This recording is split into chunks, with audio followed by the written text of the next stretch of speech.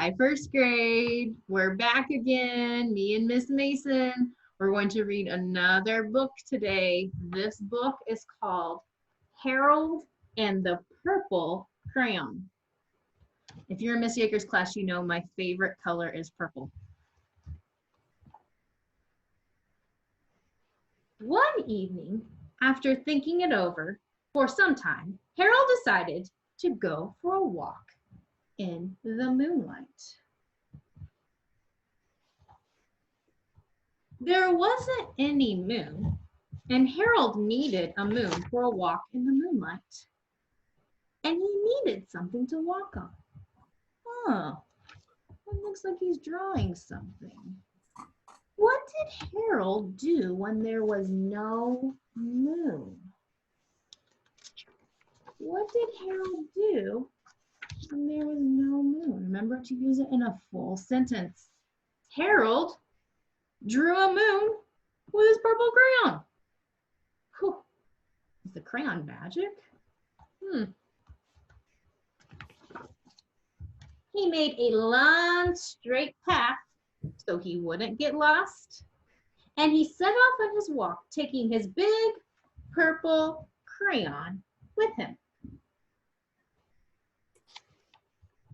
But he didn't seem to be getting anywhere on the long straight path. So he left the path for a shortcut across a field, and the moon went with him. Why does Harold have a purple crayon? This is kind of a hard question. Why does he have a purple crayon? I know he drew a moon because there wasn't a moon. And he's drawing a path to walk on because there wasn't a path. So we're going to say Harold has a purple crayon because he needs to draw things. He needs to draw a moon and a path. And he draws what he needs. Nice job, guys. What has he drawn? We're using a full sentence. Harold has drawn a moon and a path and a field. You guys are doing so good. The shortcut led right to where Harold thought a forest ought to be. He didn't want to get lost in the woods, so he made a very small forest with just one tree in it. It turned out to be an apple tree because he drew it into an apple tree, right? The apples would be very tasty, Harold thought, when they got red. So he put a frightening is another word for scary, dragon under the tree to guard the apples. It was terribly a frightening dragon. Why did he draw a dragon? Why did Harold draw a dragon? In a full sentence, Harold drew a dragon to protect the apples. He didn't want anyone to eat his apples. It even frightened Harold. He backed away. His hand holding the purple crayon shook. He's even scared of what he drew. Suddenly, he realized what was happening. But by then, Harold was over his head in an ocean. Oh no, he was so scared his hand shook and it drew an ocean and he fell into it. Oh no.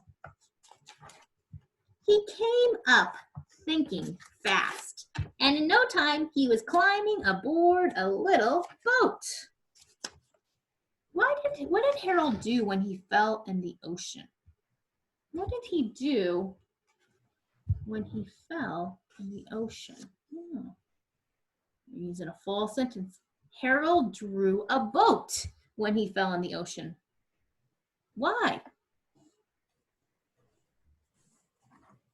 Full sentence. Harold drew a boat so he wouldn't drown and he could get back on land. He quickly set sail, and the moon sailed along with him. After he had sailed long enough, Harold made land without much trouble. He stepped ashore on the beach, wondering where he was.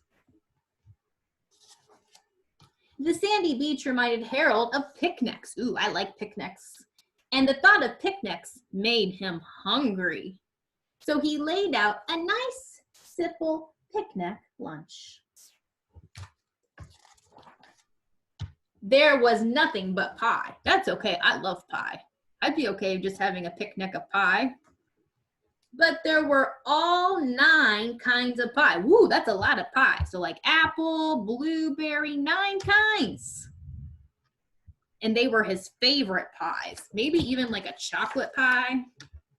When Harold finished his picnic, there was quite a lot left. Yeah, because he's little, he can't eat all that pie. So he hated to waste the delicious pie. Ooh, he's starting to draw something. Ooh, I'm wondering what he's drawing. It kind of looks like an animal, but I'm not sure. So he left a very hungry moose and a porcupine to finish it up. That's nice of him. And off he went looking for a hill to climb to see where he was. Harold knew that the higher up he went, the farther he could see. So he decided to make the hill into a mountain. If he went high enough, he thought he could see the window to his bedroom. He was tired and he felt he ought to be getting to bed. He does look like he's in his pajamas, maybe it's bedtime. Maybe he's supposed to be asleep, but he's not. He hoped he could see his bedroom window from the top of the mountain. But as he looked down over the other side, he slipped. Oh no. And there wasn't any other side of the mountain. He was falling in thin air. Oh. But luckily, he kept his wits and his purple crayon. Ooh, he's drawing something. Can't be a moon because he's already drawn a moon. Maybe a sun? Oh, no, not a sun. Maybe, but there's something he's drawing with it. He made a balloon and he grabbed onto it. Why did Harold draw a balloon? Why did he draw a balloon? Remember to use it in a full sentence. Harold drew a balloon so he wouldn't fall. Nice job, guys. And he made a basket under the balloon so he could stand in it. He had a fine view from the balloon, but he couldn't see his window, and he couldn't even see his house. So he made a house with windows, and he landed the balloon on the grass in the front yard. None of the windows was his window, though. He's looking for his bedroom window. He tried to think where his window ought to be. He made some more windows. He made a big building full of windows. Woo, that's a lot of windows. He made lots of buildings full of windows. He made a whole city full of windows. But none of the windows was his window. He couldn't think where it might be. He decided to ask a policeman. He's drawing his policeman. The policeman pointed the way. Harold was going anyway, but Harold thanked him. And he walked along with the moon, wishing he was in his room in bed. Then, suddenly, Harold remembered. He remembered where his bedroom window was when there was a moon. It was always right under the moon. So he's going to draw his window. And then Harold made his bed. He got in bed and drew up the covers. And the purple crayon dropped to the floor, and Harold dropped off to sleep. The end. So as you know, Miss Yeager always has 2 things. But before Miss Yeager's going to do that, I have a question. Is this book a fiction book, which means not real book, or a nonfiction book, which means real book? Is it real or not real? Remember, we're going to use it in a full sentence. This is a, yes, this is a fiction book. That means it's not a real book. How do you know it's a fiction book? It is a fiction book because, yeah, it's a fiction book because you can't draw something and it makes it real, right? Miss Yeager wishes I could have a brownie right now, but I can't get my marker and draw a brownie, right? No. So it's not a real book. It's a fiction book. Okay, here are our two activities. Number one, if you had one crayon like Harold, what color would it be? Mine would be purple, of course. Then what you're going to do is you're going to look around your house and see if you can find everything that's purple or everything that's the crayon that you want. So if Miss Yeager's favorite crayon would be purple, I would look around my house and find things that are purple. If you think you would choose a blue crayon, you would look for things that were blue. The second thing, you're going to need paper for this. You are supposed to draw a picture of what you would draw if you had a magic crayon like Harold. And then you're going to write about it, okay? So Miss Yeager has her paper. I always write the name, my name, and the date. Miss Yeager. And then the date is April 7th. Tuesday, April 7th, 2020. So there's Miss Yeager. The date, April 7th, 2020. I've got to draw my box so I can draw my picture. And then I need to draw some lines so I can write about what I would draw if I was Harold. So there are my lines in my box. Remember, they don't have to be perfect. So first of all, we got to think about this. Usually Miss Yeager tells you to use a pencil first, but since Miss Yeager said you probably should use your favorite color, if you want to use your favorite color, you can for this, because for Harold's case, his favorite color is purple. I'm just going to use a black marker so you can see, but if you want to use the color that you were going to, that's okay. So I'm going to draw what I would do if I had a magic crayon like Harold. You ready? Okay, if I had a magic crayon like Harold, I think I would draw a pond, which is water, because I like water and it's pretty. And I think I'd draw some ducks or some geese in there so that I can watch them. So there's my duck.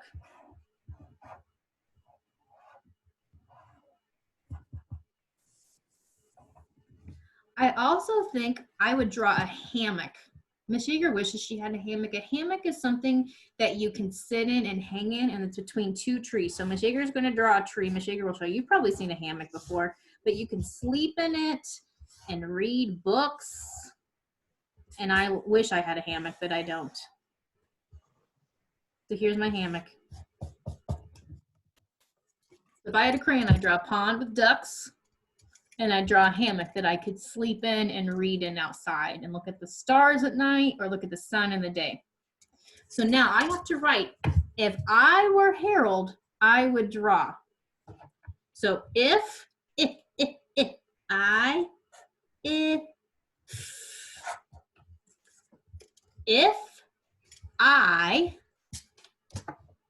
we know how to spell I, right? Were. Were is a sight word. It doesn't make sense, so Miss Yeager is going to write it. Were is W-E-R-E. If I were who? Harold. Here's the name Harold. H-A-R-O-L-D.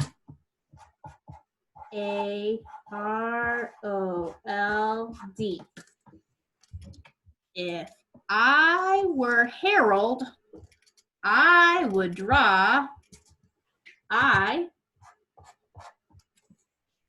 would What is another word that doesn't make sense?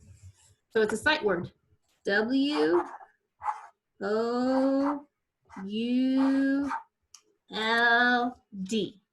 I would draw. Draw, guys, we're going to do it together. D, d, d, d. It sounds like j, but dur, d, d, r, ah. Do you remember in Voweltown we've learned that ah can be spelled 3 ways? O, A-U, A-W.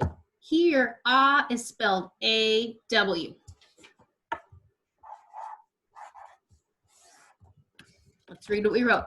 If I were Harold, I would draw, Miss Yeager's gonna put a pond with ducks and a hammock. What do I need at the end of my sentence? A period. Miss Yeager is not going to write down what I wrote because your picture is not going to look like my picture. You might not like ducks. Maybe you wish you could draw a pizza that's the size of a sun. Maybe you wish you could draw a horse. Maybe you wish you could draw a tiger. It's up to you guys. If you want to send a picture or post in Google Classroom what you did, Miss Yeager always loves seeing it. Have a good day. Love you guys. Thank you again, Miss Mason.